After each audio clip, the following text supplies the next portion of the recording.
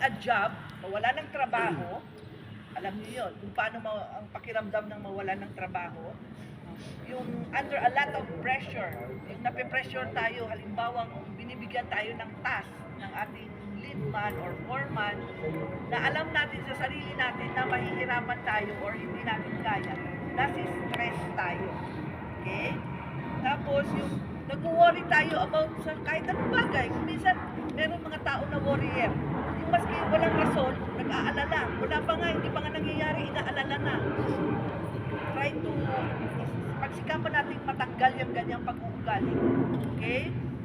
Yung overwhelming responsibilities, yan yung sinasabi kong bigyan kayo ng task na alam nyo sa sarili nyo na medyo mahirap. Tapos parang feeling nyo, hindi nyo kaya. Pag ganyan ang sitwasyon, pag kayo ay nasa ganyang sitwasyon, mas better if magsalita kayo. Magsabi kayo sa superior nyo, sabihin, boss, sa tingin ko po hindi ko kaya, pero kakayanin ko. Pagsisikapan kong kayanin, bigyan nyo lang ako ng sapat na panahon at sapat na pagkakataon para makaya ang task na binibigay nyo sa akin. Yung nakaka-experience tayo ng diskriminasyon, yung wala naman yan wala yan, mahina yan. Nasi-stress tayo, di ba? Yung pag-abuso sa atin, pwedeng naabuso tayo ng kabataan natin, or yung galit, yung may galit tayo sa kapwa.